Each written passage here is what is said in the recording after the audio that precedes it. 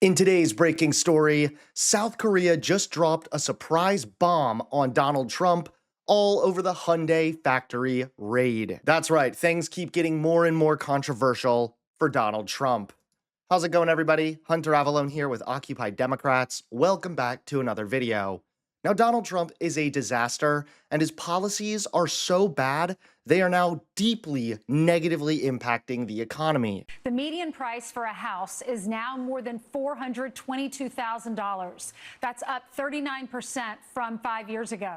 Home sale rates are down 15%, and 30-year mortgage rates are now at 6.5%. The Department of Housing and Urban Development is promoting home ownership this week with their innovative housing showcase on the National Mall. And HUD Secretary Scott Turner joins us now. Good morning to you, Mr. Secretary.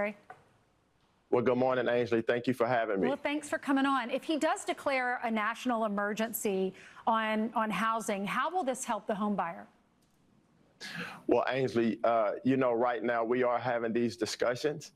We have a housing affordability issue in our country right now, and all the decision makers, myself and others, are at the table with the president talking about, but I don't want to get ahead of him. But one thing I will say, you alluded to our innovative housing showcase that we're having here at the National Mall that HUD is hosting, bringing together private sector entities and individuals to showcase, the American dream is having an American home.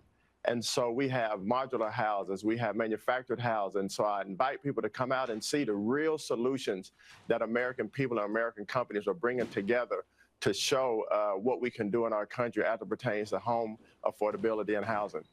That's great. What's the goal here, and what can people expect if they do attend the showcase? Well, it's an interactive showcase. You can actually walk inside of modular houses and manufactured housing. There's a log cabin here. We have houses that have been built inside of factories and brought to the National Mall for people to actually walk in. There was a modular house that was actually put together on the mall. And so when people come, they can not only see and feel and walk through the homes, but also see the technology that incredible companies across our country have built to make houses more resilient. We're talking about disaster relief. And so you see this technology to help homes weather the storm. So I invite everyone to come out and see what HUD is doing, and also to see what our private sector in our country, how innovative and creative they are. Yes. But now the economy might be in for yet another massive blow, all thanks to Donald Trump. That's right, South Korea just dropped a surprise bomb on Donald Trump all over the Hyundai factory raid. Take a look at today's top story. In video released by U.S. Immigration and Customs Enforcement, Asian workers are seen shackled and getting onto a bus after an ICE raid on a Hyundai Motor car battery facility in Georgia. 300 Koreans were arrested in Thursday's raid, and on Saturday, South Korea's president ordered all-out efforts to swiftly respond. Foreign Minister Chu Hyun told an emergency government meeting that he was deeply concerned by the incident. He said the president, quote, emphasized that in the course of U.S. law enforcement, the rights of our people and the economic activities of South Korean investors in the U.S. must not be unjustly infringed upon.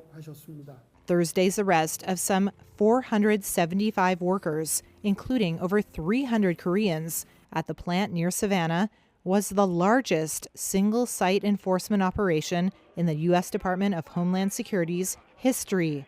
The special agent in charge of Homeland Security investigations in Georgia and Alabama said in a Saturday statement, quote, "This operation sends a clear message that those who exploit the system and undermine our workforce will be held accountable." But the arrest could deepen tensions between Washington and Seoul, a key ally and investor in the U.S. The countries have been at odds over the details of a trade deal that includes $350 billion of investments.